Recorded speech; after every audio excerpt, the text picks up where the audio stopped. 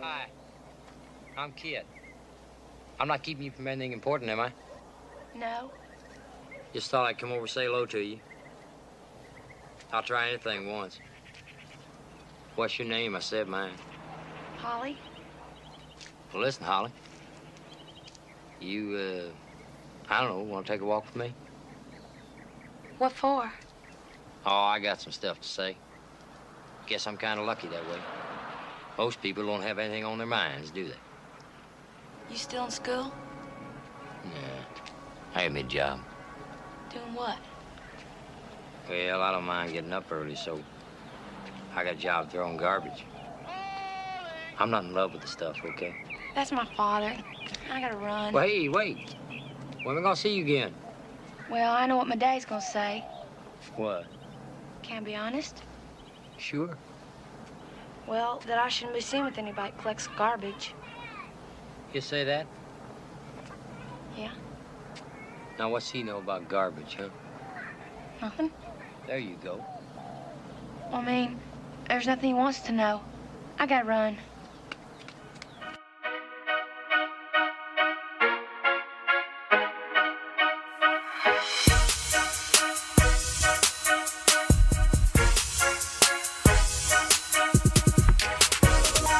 You landed on a Substance, a podcast aimed at being biblical, thoughtful, and human. Join us every other week as we engage the culture without the culture war. I'm your host, Philip Marinello, joined by my pal and movie watcher when he has to be, Trevor Aiken. Hey, what's going on, everybody? It's true. Philip does tend to twist my arm into most of the movies I end up watching. This is exciting. I'll introduce our guest here in a moment, Trevor, but if you look at IMDb or Letterboxd, they have a lot of other stuff, but through the podcast, you're about halfway through Malick's filmography now. And also probably the only director who the word filmography even remotely applies to my viewing pattern. Actually intentionally watching a director, probably only Malick. Don't think there's another one that exists for me. Maybe Chris Nolan. I feel like you're a Nolan That's guy somewhat a little. incidental though, because we happen to coincide with when his And Brett, films jump were in whenever you want. You don't have in to our wait life. for your intro. Yeah. Listeners should know Brett by now, but Philip intro him real quick. Listeners, longtime listeners to this show, I was just kind of going through our catalog. Yeah, earlier this week was just prepping for this, listening to his previous appearances on the show, some of those. And Brett was not only our first guest, thank you for giving us a little bit of credibility. I knew you were always down to talk Tree of Life, so I figured that might have been a little enticing, but he was also our first returning guest, and this is his appearance number 5. Wow. 4th Malick film, 5th overall. We squeezed Minari in there because there was some reason why we didn't do a Malick that time. I forget what it was, but Minari was good. Welcome back, Brett. Easily, I think the most guest spots on the Substance. Brett McCracken. Wow. Well, I feel very honored to have that distinction, so thank you. We feel honored. And I'm always up for talking Malick or other films, so it was fun to do a non-Malick film a few years ago with Minari, although similar sensibilities in some ways. Isaac Chung has to Malick, but thanks for having me back to talk about Malick's debut film. So yeah, this is exciting. Going back to rewinded the time. Yeah, going back to the beginning, we've seen a lot of his. We see the 3 films we've done. Tree of Life is probably his biggest, like the magnum opus. Hidden Life was his most recent, and then Thin Red Line is usually after Tree of Life the most popular one. But we want to kind of go back to the very beginning, which I was checking online, looking at like my own thoughts through the years. Like this is a challenging one, and I think I even mentioned it on the Tree of Life episode way back in 2019 when we had that conversation. I had quite a journey with this one. I know, Trevor, we're going to get into your thoughts here, but Brett, as the resident Malick expert, kind of what's your Badlands story before we get into the movie itself? Yeah, I think it was the third Malick film that I saw. I believe the order was The Thin Red Line. I saw that when it came out in theaters in 1998 when I was in high school. I saw it in Shawnee, Kansas, not too far from where you guys are at. And I became obsessed with Malick from that point on. And I think the next one that I rented or found at a library to watch was Days of Heaven, which is, at that point, he had only, The Thin Red Line was his third movie, so there were only 3 movies total that he had made in, 25 years or whatever. So I saw Days of Heaven, and then I watched Badlands. So it was the third one, and after I had seen those first 3 movies, I would have probably ranked them, Thin Red Line, Days of Heaven, Badlands as in terms of like my favorites. I think it's grown in stature, like now that I've seen all of his films, including his late period, uber artsy, difficult films like Knight of Cups and Song of Songs. And I'm still jealous that over there in LA you got the Voyage of Time. I still haven't gotten to see that Voyage yet. of Time, the IMAX documentary. Now that I've seen all of them, I would probably put Badlands somewhere in the middle of the pack in terms of my like ranking of where it stands in his overall filmography, Trevor. And it's different, from all of the others. We can talk about this, but being his first movie, you can only be so daring in terms of getting a debut film made, right? Like if you're a 29-year-old Malick in Hollywood, he had just gone to AFI, the American Film Institute, and he was just student filmmaker essentially, and he had built some credibility in the industry, like writing screenplays and whatnot. But in order to get a feature film made at that time, even in the early 70s, which was kind of an American new wave, unique period in film history where there was a lot of openness to artful kind of boundary pushing movie making, it's still, someone like Malick, who's this total visionary with a wild creative style, he had to kind of rein it in. So I think Badlands is one of his most narratively straightforward movies, if you can call it that. Easily. Oh yeah, for sure. Yeah. It doesn't kind of jump all over the place in time, and it's not like fragmented kind of in this impressionistic sort of way. It's pretty straightforward in terms of telling the story. Now, there's still some really interesting stylistic things going on that were at the time, pretty radical, but looking back, I can see how it kind of made him a hot commodity in Hollywood, because it was interesting filmmaking, but it was within kind of the conventions enough that it wasn't like off-putting. So anyway, I'll stop there, but that's kind of No, you're good. my initial comments. My Malick journey, I believe, I think I saw The Thin Red Line. I don't remember if it was The Thin Red Line or The Tree of Life. I saw The Tree of Life in the theater. I didn't catch The Thin Red Line in the theater.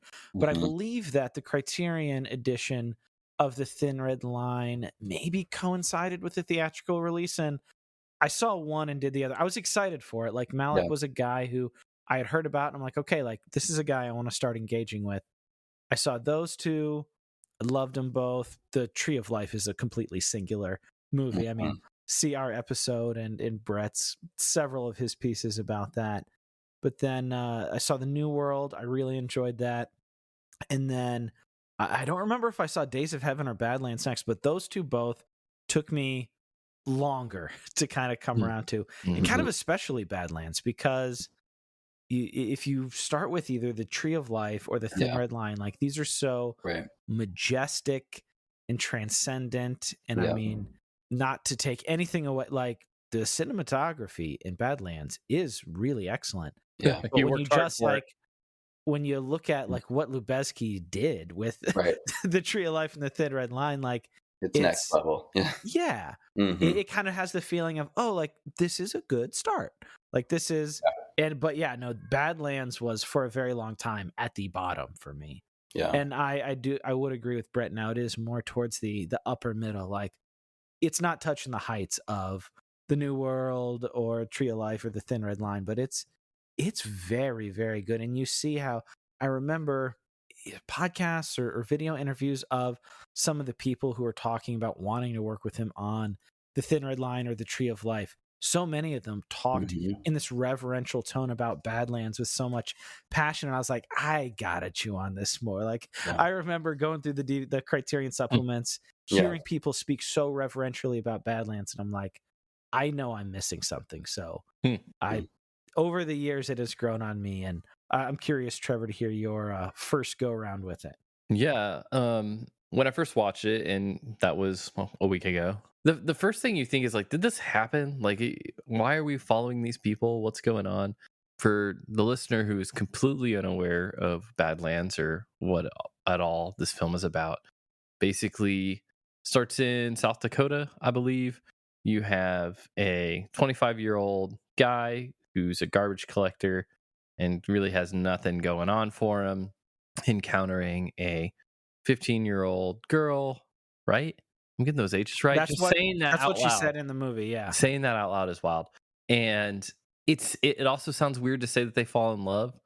That's how they describe it, but it's also externally viewing their relationship, not exactly how you would describe it either. But she gets kind of infatuated with him. That she thinks he looks like James Dean. And then they basically go on this tear of like, after her father is kind of like against the relationship, them against the world, and ends up killing a lot of people. Like he gets, as she later describes, trigger happy, and ends with this really big cop chase as they're trying to flee to Montana.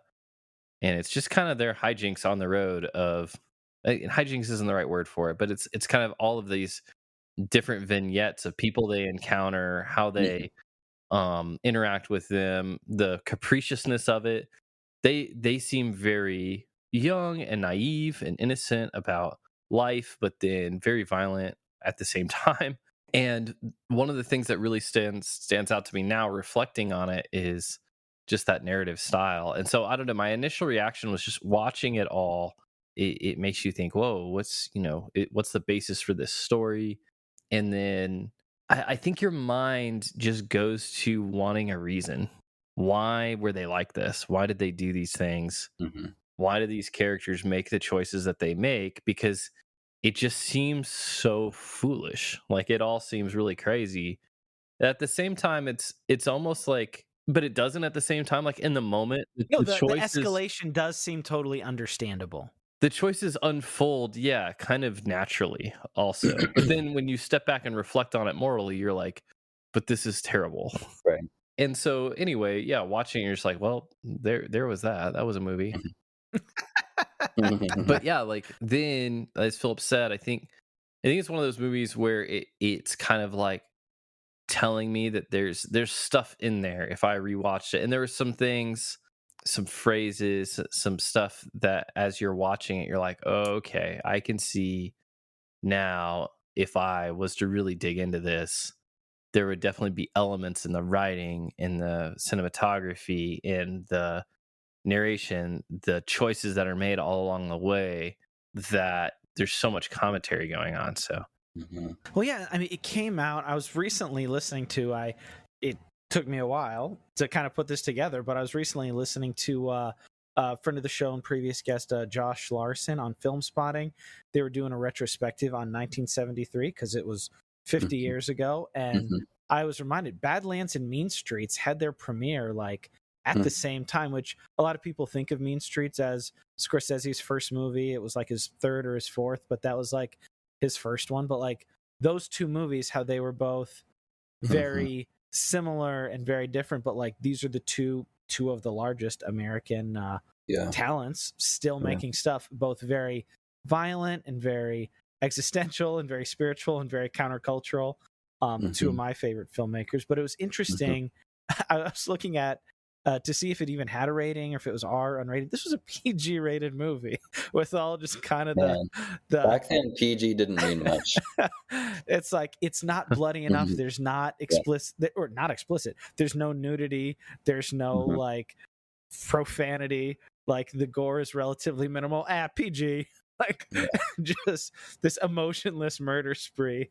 But yeah, just seeing what the movie said, or not even really said, because it's Terrence Malick. He's not really didactic, but more kind of like, what does this say about humanity? What does this say about culture? Like Kit's whole not having a place, his feeling special, but the systems at place don't really give him a path forward in any kind of meaningful way because of his social status. You have the desire to kind of be famous, Right. and The James Dean obsession. Yeah. Yeah. In the celebrity, like I think of the scene at the end, not to skip to the end, but like him like kind of glad handing everybody and giving Right. out souvenirs from the big. Yeah, he's performing a role more than inhabiting his own humanity. And not really feeling any kind of way, I would imagine, beyond the initial killing of the girl's father. Everything else was pretty cold. Like it was just kind of reflexive. It wasn't necessarily malice. It was very unsettling. Yeah, I remember, I think I watched this in a film class at Wheaton College.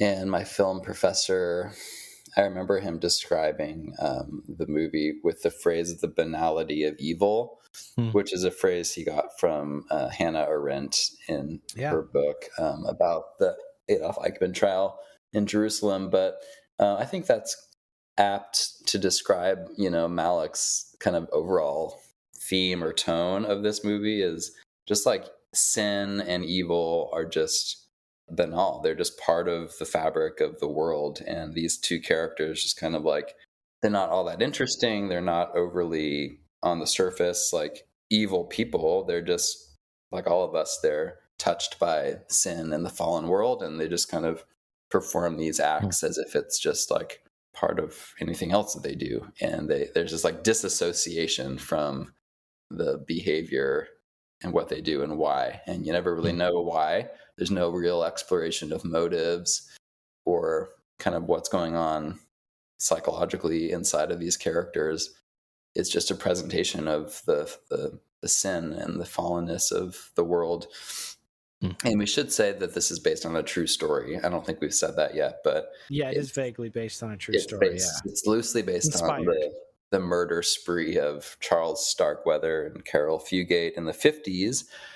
I think it was like 58 through 59 or something like that, which is when Terrence Malick would have been a teenager. I think he would have been like 15, 16 years old. And he probably would have heard about this story on the news. It was a big, serial killer story in the news in the 50s. So it probably captured his young imagination and kind of fused it with other ideas about American kind of myths and the myth of the James Dean kind of rebel without a cause and in American cinematic history, kind of the open road and the long horizon of like, John Ford Westerns and whatnot. Malick he's like playing with all of that, I think, in this film, which is a little bit of a Western. It's a little bit of a Bonnie and Clyde outlaw road movie. And it's a very American movie. It's self-consciously kind of American, and it's and kind of all the ways, really. Yeah. I mean, like our penchant for, maybe not penchant, but like the sensationalism of like the fascination with violence. Totally. It's unfortunately still something very relevant. The power of guns and what does it mean to live in a culture where anybody, regardless of how stable they are or competent or ready, can just get a gun and do whatever they want with it. But I mean, I want to back up a little bit to the cast in the show. It's pretty much a two-person show here. Like there's obviously other folks in it, but what did we think? Trevor, Brett, what did we think of Martin Sheen and Sissy Spacek? It's funny you see Martin Sheen and you know him from later, but I think at the time, weren't they both relatively unknown? I thought that they both really embodied these roles really well. They had great chemistry together, and Sheen kind of plays this, Brett mentioned earlier, this kind of James Dean-esque character. It's almost like he's a character playing like an actor playing a character playing a character. And he nails he's that. Playing James Dean in Rebel Without a Cause specifically, because his actions are without cause. He's just being a rebel without a cause in this James Dean kind of bespoke aesthetic thing. Martin Sheen was younger. He was a young TV actor, but this was one of his big breaks as far as feeling legitimized. One of the things in the special features, I think this was a big one. Sissy Spacek, this was pretty early in her career, but he had been in TV a lot. But one of the things that he said, one of the stories he told in the behind the scenes documentary making of, was like when he read the script, he's like, this is it. Like, this is going to be the thing. Like, this is the role of a lifetime. This is special. Like, this is going to take me to the next level. And he said, like, I mean, the documentary came out in the 90s. This was 20 years later. And he'd already been acting for about 15 or 20 years. And he's like, yeah, I just read the script and just like wept that like I got the opportunity, that like I'm going to get this opportunity. Like he saw it from the script, which how sparse it was. Like, have you ever read the script, Brett? Do you know what the script looks like? I have never read the script, no. Because I mean, it's so sparse. And I don't know if you guys know or saw, but like the narration was added afterwards just to kind of like help give it shape. So like, I wonder how many pages did he like. I wonder what the script looks like at all. Like that would be fascinating to read, I think. It must have been largely visual, kind of describing the visuals. I don't know. Imagine it would be very novelistic. Yeah. The narration is really interesting. One of the things that like I think sets it apart. I feel like if you were watching a non-Malick kind of showing of this kind of scene, it would be, you know, more straightforward. The characters just kind of talking through whatever. But like from the opening scene, you've got this narration from Sissy Spacek's character, everything through her lens, which, it gives it a really interesting perspective. And you question the narrator sometimes too. I think you question like her own truthfulness with herself. And, you know, there's moments where she reveals something and then the camera kind of backs her up, like at the end where it says that he told her that he got a flat tire, but she suspects that's a lie. And then the film shows him shooting the tire, right? So yeah, pretty funny stuff there. But like at the same time, how reliable is she in her own feelings and thoughts? And it's very naive. Like looking back, like you go like, what would make a young woman who, sure, like he gave her attention, she was interested in him. It's a small town, it's the 50s, and nothing was going on. But like, this guy murders your dad, and you're like, yeah, let's go run off together. Yeah. What makes somebody do that? It seems like for a lot of it, she's just, and the banality. She says whenever he shoots his friend that it was, you know, just kind of blah, like all the water's running out of the bathtub and you're just sitting there, and it's like she's almost just like along for the ride until she's not. It's like she's bored with life. This guy's kind of interesting. She kind of goes along with it until she gets bored of that, and then moves realizes that it's kind of not great. Because I mean, I wonder if that was because this came out in the early 70s, and so he was writing it. He'd been working on it for a while. I wonder how much of that was maybe kind of a comment on a woman's place in society back then. Like if a woman was giving herself value on other things, and that like the guy who shows you interest, like that's kind of your worth. And it was kind of a very violent and jarring transition from like her dad to Kit. But I mean, maybe that was part of Malick going like, yeah, obviously this is bad, but kind of this is what our society and structures kind of, this is the pipeline. At the same time, Kit like has nothing to offer. You know what I mean? He has no prospects. He is a nobody. He's a garbage collector. She tells him right at the beginning, like, my dad wouldn't want to see me with a garbage collector. But like he has this grit and this tenacity and this aspiration and genuineness. Like he knows, he's like, yeah, and he's audacious. I mean, you see that from the beginning. I mean, he just walks right up to her and says, hey, we're gonna basically be going out. And like, because she doesn't stop him, basically they're dating. You know what I mean? Like that's almost how it's presented. Like it's not like she doesn't fall in love with him. It doesn't feel that way. It almost feels like she just goes along with it. Like she just doesn't say no, because that would be, I don't know, because she's interested enough for one, and then for a second, like that would take her having a strong opinion about it, and it just doesn't seem like she does. Well, and she mentions in the voiceover at one point, like feeling how like, I wonder why he's interested in me, because he's so handsome. Like he could have any girl in this small town. Like why me? And I'm sure that was that insecurity in it. Or just inexperience too. Like to go into both of those things, like the insecurity and she wasn't that interested. Like after they consummate their relationship in a very PG rated way, she's just like, "Is that it?" And he's like, "Yeah, that's about it." And then they just move on. There's no sparks. Yeah, I thought that in particular was an interesting moment because it felt like an inflection point on the whole film, and I wondered if that he was making a moral statement there, because it felt to me, and maybe I was throwing this on the film and it wasn't there, but it felt to me like up to that point, everything in the relationship, everything was basically innocent. Everything was, you know, other than his general assertiveness, like there wasn't anything wrong with what was going on. And at that point, like things turn pretty quickly. You know, he starts, I think he calls her stupid, like right after that in that same scene as they're walking away. Yeah. Which is the first like abusive thing that he's ever said to her, or that you've really seen him do. And then, you know, they get in this weird argument about, he starts talking about rocks. It's the first time he starts like collecting weird stuff, which ends up being a theme. So there's like a lot of things that like, boom, kick off right there. That made me think that was kind of an inflection point in the film, and where everything seems to start going downhill.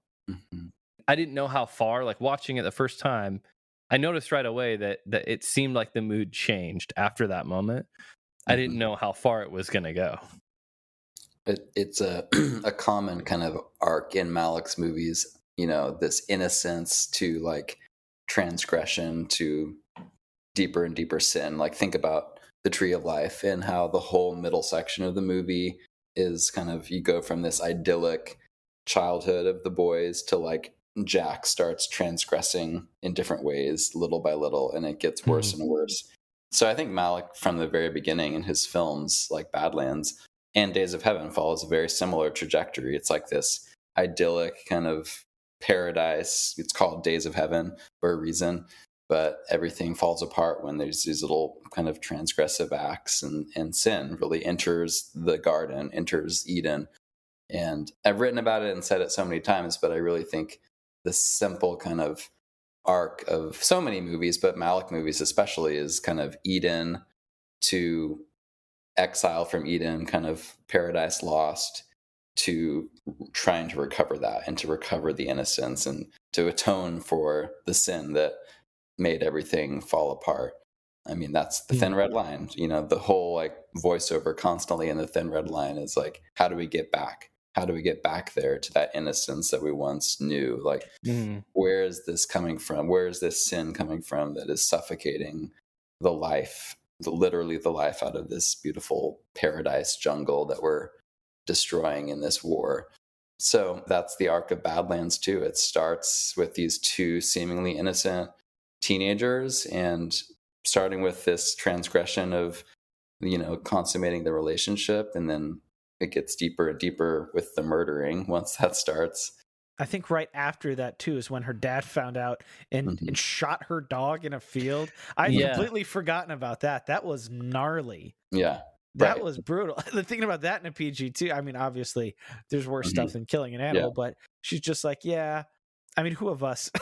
It's like, who can relate to that, where you're like, you're not supposed to date until blah, blah, blah. And like, you start seeing someone, you start talking to somebody, like, dad shoots your pet in a field and tosses it off a bridge. I was like, golly, like, I'm sure that didn't help her transition. Yeah. After his murder. Like, that was super, you know, kind of a super violent beginning, like a foreshadowing in a way. Sure. Like a senseless act. Yeah. And as we know, Malick, you know, as a filmmaker, cares a lot about nature and animals. And so for him, that act is significant, right? The injury to an animal, one of God's creatures, is a significant transgression. One thing that I want to say, as I was thinking about this movie today, so Malick's movies are all timeless in a sense, that even when they're period movies, you know, whether it's A Hidden Life or The Thin Red Line, World War II, or The Tree of Life set in the 50s, there's elements to them that are tied to the period, but mostly they're like timeless stories, and Malick is trying to tell these universal stories of humans really struggling with sin and redemption, and losing their innocence, trying to regain their innocence, often on their own terms. In this case, hiding their guilt in like classic Adam and Eve, like, you know, putting on loincloths and running from God, hiding. And making a little record and leaving it behind, being like, yeah, we're good, right? Right. That was so funny. But I was thinking about the historical setting of this movie is also significant in the fact that, like, the 60s, as we know, was a really like violent, tumultuous decade. The early 70s, this period of time when Malick is making this movie, is the period of time when the, you know, Manson murders, the Manson family murders took place in Hollywood, when Sharon Tate was killed. It's when the Zodiac killer, the serial killer, was on the loose in, you know, on the West Coast. And there were countless other examples of like this crazy like surge of really shocking violence that was often kind of tied to myths of cinema and kind of almost like reenacting pop culture iconography. So the kids who were raised on the film noir of the 50s and the pulp kind of serials of TV grew up to kind of obsess about that and kind of play out that violence in real life. And that's what Kit is doing. You know, he's playing kind of this actor role, and he wants the media attention.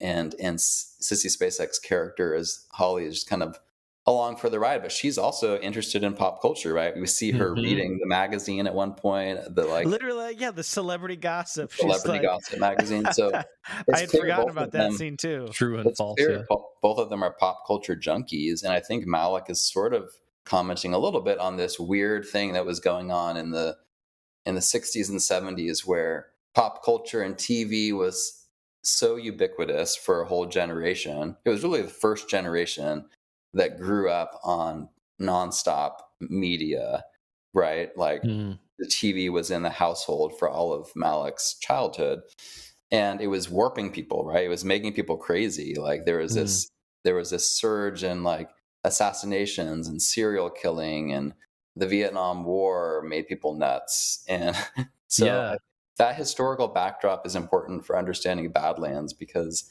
when you watch it and you're like, what's the motivation of these characters, and like, why are they doing these psychotic things? Like that sort of thing happened a lot in the 70s, where there were these crazy violent episodes and no explanation. It was just kind of like the product of the angst of that time, I guess. I don't know. Speaking of that, my mind was called to Vietnam during this off-grid scene where he I was gonna go there too. I love it. Yeah, he like bushcrafts this crazy thing, and I'm like, how he did this in a few days or something. Anyhow, there's this moment where he sets up all of these like kind of traps and everything, and it made me think immediately of Vietnam and like how they had, you know, they would have these holes, you know, with sharpened bamboo sticks, and they were covered, you know, to trap American soldiers, or like this moment where he hides in the camp as the people come through under those leaves, and then kind of pops up from that hole, and everything that you were just saying about media and Vietnam being the first televised war. There's almost this playing out of military scenes in this moment, where he's got everything set up, and you know, he's kind of taking on these guerrilla tactics to defeat this posse that's kind of come against them, and it's kind of an astounding scene. Well, and what's interesting too is the Martin Sheen connection. I couldn't help but think of that, starting with that scene. In the 70s, Martin Sheen did this, and then in 79, Apocalypse Now came out, which is, for my money, like the Vietnam War movie, which also features some very kind of surreal and not really fitting with the rest of the movie scenes of Martin Sheen dancing. He kind of put those two together. But yeah, like the culturally deluged Vietnam, like throwback to the 50s with Badlands, and then Apocalypse Now. Those are interesting bookends of just like American culture that I think both filmmakers were pointing at, going, there's so much brokenness here. And talking about pop culture being ubiquitous in the 50s and 60s with TV and radio, like, things haven't gotten better. We've just gotten more distracted. Right. The universal themes of Malick and Coppola in those movies, like, you look at our culture now, both here, our day-to-day, and our military culture worldwide, and you go, yeah, these issues were in both these movies came out like 45, 50 years ago. Yeah, 50. Yeah. They're very fresh. Yeah, it's like in the 70s, like, filmmakers weren't afraid of just kind of exploring human depravity, like, and just going there with, like, sin, it's real. Like, Apocalypse Now is a adaptation of Joseph Conrad's Heart of Darkness, which is a literary exploration of just the darkness of, human depravity. And so, in the era of the 70s with the Vietnam War and with just all this savage, serial killer stuff, like, people were just so confronted with it. There was no, and it wasn't the era of TikTok where you could just distract yourself enough to be numb to the realities of just the ever-present kind of darkness. People were just like, yeah, this is real. And it wasn't normal for like Hollywood films to explore these themes so frankly and without kind of a like entertainment aspect, like, it was just like very honest, like, Badlands, neither Badlands nor Apocalypse Now, both masterpieces. They're not like exciting. You don't go and be like, oh yeah, like, right. I was talking to Trevor and you a little bit, Brett, before we recorded. One of the things that I still lament, both in my viewing this time and all my previous viewings, I think this is like the third or the fourth time I've watched it. I still haven't got to see it in a theater. I have a fine TV setup, but I still feel like I haven't genuinely experienced Badlands fully the way Malick intended. Because whether I'm watching on a tablet or even on a flat screen, like, it's not the same as being in a dark theater with good sound and just kind of being in it. Like, the photography, like, no disrespect when I know it's not really fair to compare, but when I was talking about Tree of Life and The Thin Red Line, the technology and the techniques that you've got in the 90s weren't what they had back then, but it really is a gorgeously filmed movie, and the music is incredible. The voiceover I can take or leave, but I mean, it's such a gorgeous movie. I really hope to see it one day in a theater. By the way, maybe we'll all get to see all of Malick's films on the big screen when his next movie, likely his final movie, I don't know, but probably The Way of the Wind is his. Cannot wait for it's his biblical epic about life of Jesus. So that'll be his 10th movie, I believe, which is a nice even number. I think Tarantino is also going to call it fifth after his 10th movie. Allegedly. Well, really, Kill Bill has kind of already been 3 movies, so his thing's a little jacked up. But in any case, if you're a filmmaker and you're going to retire and be done, like, 10 is good. All that I would love to see that. When The Way of the Wind comes out, I would expect that a lot of theaters will do some sort of like retrospective of all of his films. So that could be your chance to. I'll petition really some great. of the local arts theaters in Kansas City. That would be there you go. I'll get together with Jacob, do the same, Austin. Maybe we could do a substantive cinema kind of like partnership and sell tickets, and I'd love to. That would be awesome.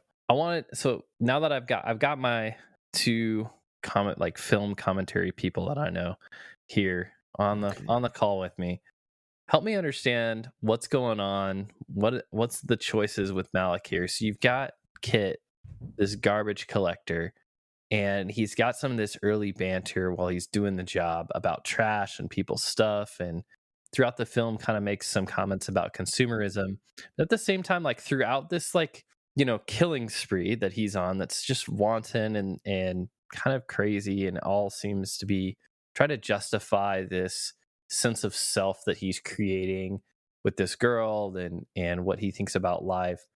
But he's like all along the way just like taking random stuff. And Malick intentionally places us in these contrasting scenes of a guy who is also a fellow trash collector and has nothing, and then this rich guy's house who has people calling on him, has extra cars, has everything. It's funny. Who has best friend Terrence Malick visiting? Yeah, there's actually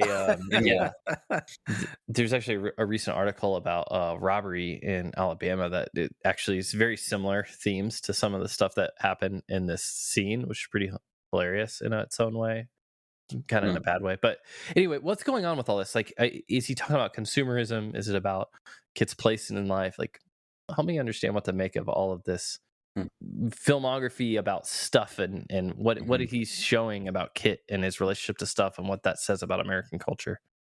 I'm sure Brett will have a more eloquent answer on this viewing.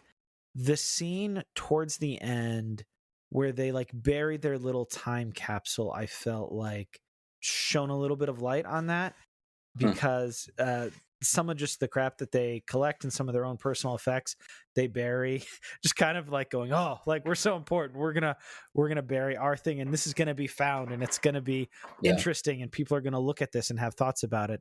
And I mean, I kind of saw that as maybe a little bit of the everything is meaningless. Like eventually, like everything does kind of go the way of the wind, and it's the people coming after you. Like, not that we're not special, but like we are not special in that way. Yeah, I think that's good, and I think ultimately this movie is kind of existentialist in the sense of like, you know, these young people growing up in the 60s and 70s, to go back to the historical context, they were in a world of unprecedented affluence, right? American culture, post-war culture was consumer culture. It was excessive. It was full of stuff and things. And I think that gave way to the counterculture, right? The hippie movement that rejected that and wanted to kind of find a truer connection to existence and what does it mean to be human aside from all that consumer stuff. And so I think that thinking is playing into this movie and these characters as well, but also just the human kind of struggle with ephemeral life and the fact that like life is fleeting, and what do you grab onto that makes your life last and makes your life meaningful. And in this case, I think one of the things these characters are grabbing onto is the immortality of infamy, of becoming famous for doing something, right? And you see this dynamic at play today with it's kind of a twisted, perverse motivation, but some of the mass shooters who like, you know, shoot up schools or whatever, I think there can be this motivation of like, my life is meaningless. I'm going to die soon anyway. Let me go down in a blaze of glory and at least kind of make it some sort of impact. Yeah. Even in this really crazy, destructive way. And so I think that's kind of going on here. I want to read a quote from an essay that I've always liked about Badlands. It's in this collection of essays on Terrence Malick. It's the film historian Ron Motram, who I think taught at New York University. He says this about the film Badlands. He says, central to Badlands is, quote, an Edenic yearning to recapture a lost wholeness of being, an idyllic state of integration with the natural and the good, both within and without ourselves. So again, it's speaking to like the lost Eden, the lost innocence, and this desperate trying to like recapture an identity that is whole in this world of sin and fragmentation. And then he goes on to say about the character Kit, specifically Martin Sheen's character, and I think this is really insightful. He says, Kit has chosen to trade his life for a fleeting recognition of his existence. So he's chosen to trade his life, meaning he's going to die from the death penalty, most likely, for a fleeting recognition of his existence. And I think that speaks to it, right? Like his character is like, I live in this meaningless world. Like I'm just trying to find some sort of brief justification for my existence, or at least a recognition of my existence. So yeah, like the very American, like the 15 minutes of fame. Well, like nothing matters, and so I'm going to make my own dent in the universe, whatever that looks like. Mhm. as suits my wants. And yeah, it is. It's nihilistic. It's existentialistic. Mhm. And what's hard for me in seeing that is like I struggled because I read that quote in your review, and I struggled to see the recapture side of it. Like it just Mm. seems like It they're did just kind of end. tossing it Yeah. all away Yeah. rather than really trying to construct anything. But maybe that's the construction. Help me through that. Mhm.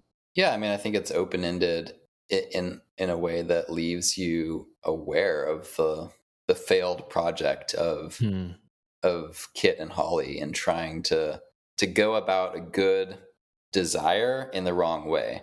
Hmm. They're trying to find meaningful existence and Mhm. meaningful love, perhaps, Hmm. but they go Mhm. about it in this totally transgressive way that just isn't the answer, obviously. And so they reap the consequences of that and end up kind of isolated from one another. And Kit goes to jail, and um, Yeah. the real character, Charles Starkweather, was killed, and death penalty executed. And I don't know what happened to the girl, but I think she went to jail too. So they clearly didn't find the meaningful existence they were looking for. Well, yeah. Mhm. No, I mean, I read it as more of like an American tragedy or a lament, because a lot of Mhm. these, they're very different films, but I think the societal and cultural and personal realities that they're getting at are not terribly different.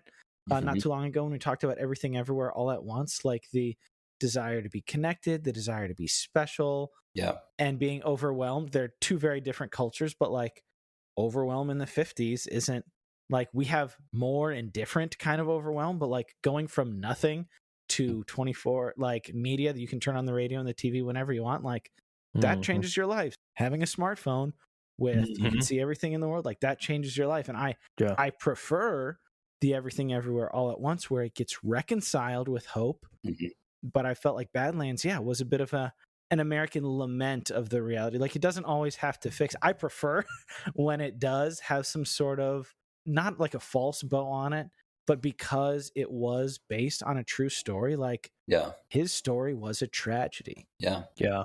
That's not the ultimate story. And I mean, if you look at The Tree of Life or even The Thin Red Line to a degree, and some of Malick's other works, like To the Wonder, the bad things that happen are kind of framed in light of like the eternity in the cosmos, and therefore it's easier to have Mm. the positive truths kind of not counterbalance it, but kind of to coalesce together. But in Badlands, it was pretty much just a tragedy, I'd say. Yeah. And it makes me wonder about Malick's kind of spirituality at this point in his life. It's kind of a mystery that I'd love to uncover at one point, because at some point, not much is actually known about Malick biographically. He hasn't talked about it, and you'd have to kind of be in his inner circle to probably know. But I don't know. I know it was later in his life at some point that he kind of came back to faith, the Christianity of his upbringing. And you kind of see this in the Tree of Life with the Sean Penn character, who Mm-hmm. I read as Terrence Malick himself later in life, looking back on his childhood and kind of coming back to faith, literally walking through the door in the desert of his wandering. So I would guess that like in the early 70s, late 60s, Malick is in his late teens, early 20s. He's kind of this Hollywood hotshot, like young kind of talent that is getting a lot of attention, probably getting a lot of like celebrity party culture. The movie Night of Cups, by the Sure, way, exactly. Yeah. if you haven't seen Night of Cups, I would say that's probably most likely an autobiographical movie about, Yeah, very much taken so. to an extreme, but about Malick himself living in Hollywood in the 70s when he was kind of an hot commodity of the American new wave. And so he makes these two films, Badlands, Days of Heaven. Days of Heaven is nominated for an Oscar. He's kind of reached this early peak in his career. Yeah, And then, Badlands got him the BAFTA, and yeah, yeah, Days of yeah. Heaven got him the Oscar. Like immediately his first film, they're like, Right.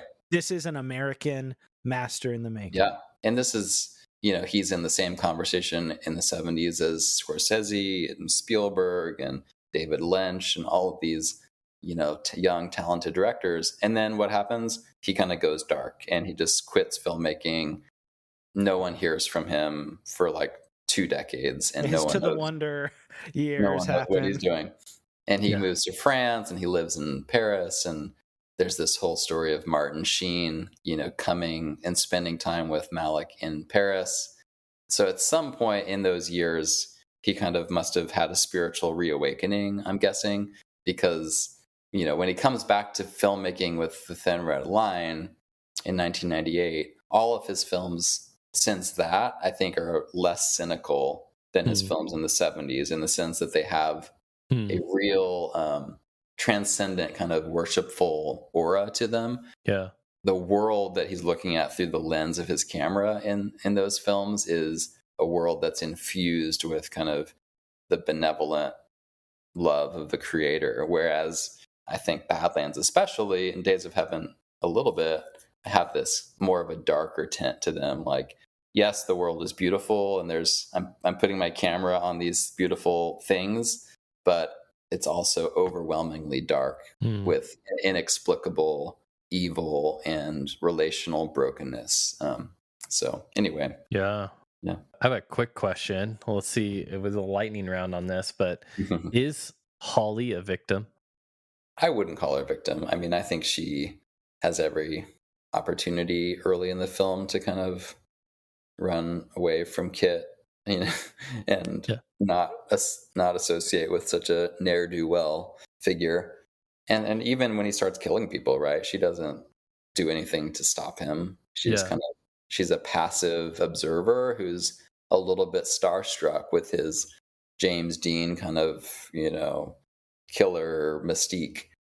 And so I think she's guilty as well. And she's not a sympathetic character. There's a tragedy to her innocence that is lost, but it's not just by Kit's doing, it's by her own doing, I would say. Yeah, victim is an interesting word. Like, I certainly wouldn't say that is the totality or the most of what she is.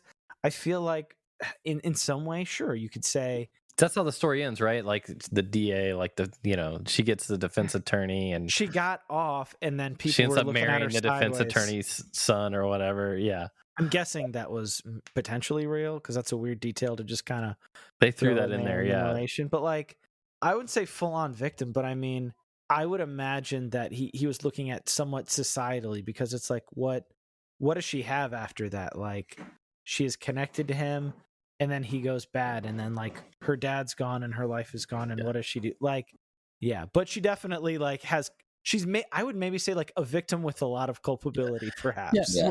And I'll say there's the one scene where they're in that jungle area, and she's saying that, oh, I wonder what the guy I might marry one day is doing right now. And it's like, sure, obviously, like, you're with this she's like, there's no future here. Like, and like at that point, he had only killed her dad, right? And like, yes, and she knows that she's not going to follow him through the end, but like just continues going on. She's stuck, because like, what else does she have? And I think that's where I see like a lot of culpability in it as well. It's just really, what a fascinating character.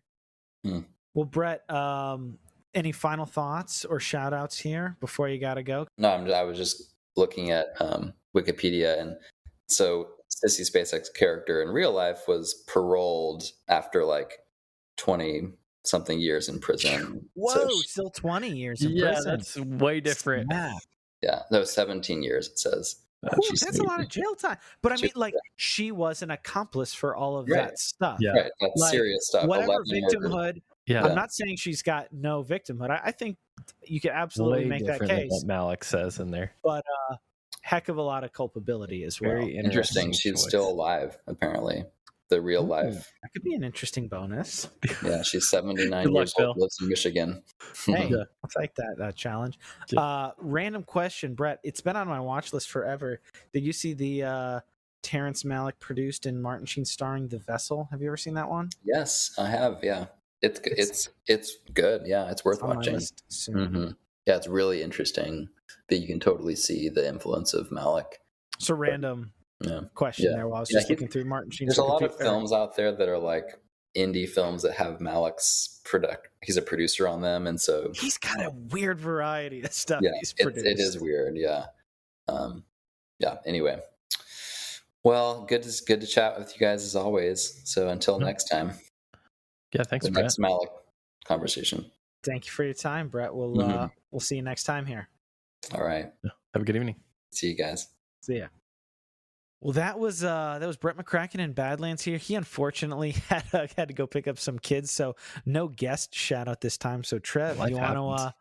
want Get to some do great insights from him, though. one last substantive cinema shout outs here? Yeah, let's jump in it and shout some stuff out. Why not? So this isn't my actual shout out, but there's a chance here because of Twitter and my my spiritual gift of networking.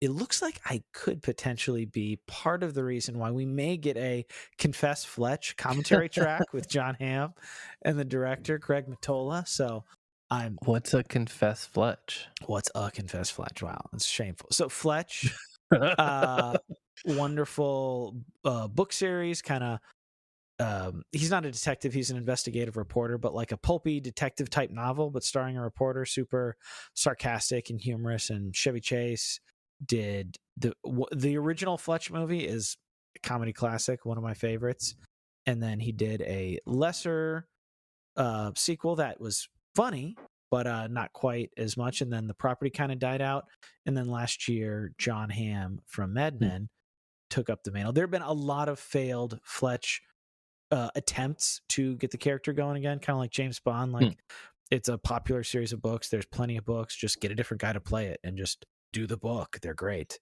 But it finally happened last year, and because of COVID and terrible decisions by Miramax and Paramount, almost nobody saw it. So classic. They're getting a Blu-ray, which is actually cool. Not every film that gets kind of dumped gets one, but there's no special features.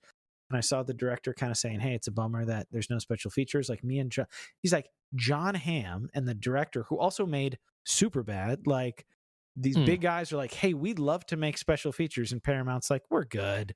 Just get rid of this. Like, just dump the Blu-ray out there. So I know that the Letterboxd folks are trying to get some commentaries going. So I just tried to put those two together. So like I may have played a small role. I may have become a small part of the Fletch story, which is kind of exciting for me. There you go. Longtime Fletch fan. But let's see. Presenting opportunities. Yeah, I thought of something while you were talking. Okay, you go first, and I'll do my actual shout out here. Go for it. I just listened to. It just came out probably by the time you hear this, about a week or two ago. The new August Burns Red album. Yes, tell me about that. I still haven't got to listen to it yet. Goes hard. It's great. I don't know. There's just some really cool sections on the bass and some really cool leads and rhythm hits. So I don't know. I just have been really enjoying it. Fortunately, my AirPods died recently, so it'd be a minute till I'm enjoying them on my best headphones again. But yeah, Death Below kind of starts off with like these apocalyptic vision that the narrator's describing, and yeah, I haven't actually gone through and listened to it with like the lyrics on, which is usually what I like to do as well. Sure. So Gonna let it flow over you and then kind of go back and do a lyric listen. I completely agree. Definitely gonna be a multi-listen album. Very nice. Well, this is maybe kind of a follow-up shout out. I know previously I shouted out the movie After Yang that Kogonada made about the robot. I went back and watched his feature debut, Columbus. Absolutely incredible. Kogonada, he's made only 2 features, but like he's a guy that like anything he makes going forward, I'm there.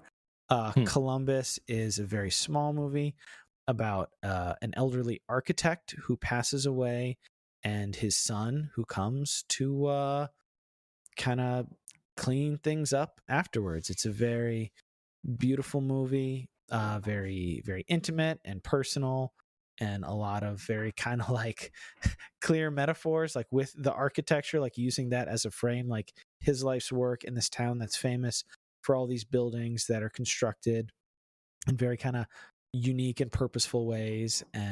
But Columbus is such like a small town, but it's got all these incredible buildings. Just absolutely gorgeous film.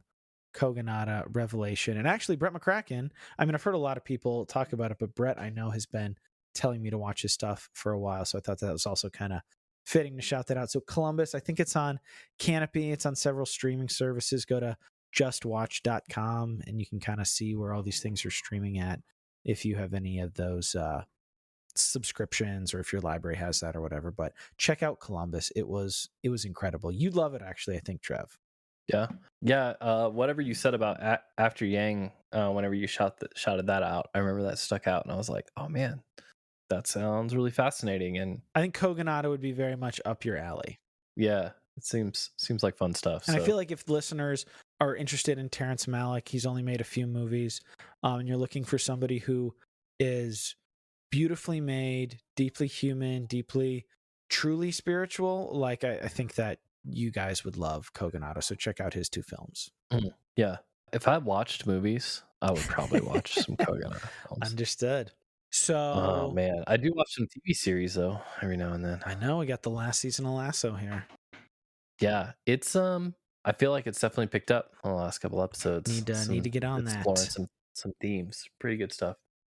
Anywho, The Substance is a place where you have landed with your ears. So, okay, and we're glad you're here, and we hope you're glad you're here enough that you might think about supporting The Substance. So if The Substance is something you guys like, if you love these substantive cinemas and our author interviews and our reflects and our TTUs, consider supporting us monthly at $5 or $10 a month. I truly think that soon I will maybe come up with some incentives there, and not just because you love us, but if you love us, if you like us, if you want to help us to continue to do this and potentially grow, you can sign up at Anchor link at the you can sign up at the Anchor link in our show notes. Yeah, like I said, $5 or $10 a month if that's in your budget, or if monthly support is not really your thing, you can hit us up on Cash App, throw us a few bucks at $TheSubstancePod. Check in with The Substance at our email, thesubstancepod@gmail.com, or you can find us on all the socials. It's just at The Substance Pod, and we'd love to hear from you. I know Philip's on Twitter interacting. It's the one social media I will occasionally, like maybe once a month, take a look at. See when how Philip much sends longer me we a have link. it. Yeah, until Musk burns it to the ground. I will say, like, he's trying. Philip sends me a link. If it's a Twitter link, click it right away. It's an Instagram link. Maybe I'll click it. I don't know. So, listener, do with that what you will. But we look forward to hearing from you. Once again, my name is Trevor. And I'm Philip. And we'll see you next time on The Substance.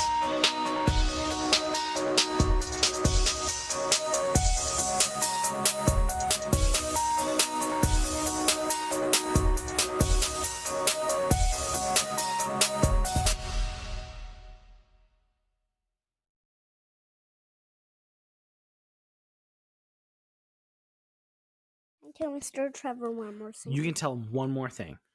Oh my goodness, my boy. I love you, Mr. Trevor. Oh, love you too, buddy. Bye. Thanks, man. Hey, can you say you've landed on The Substance?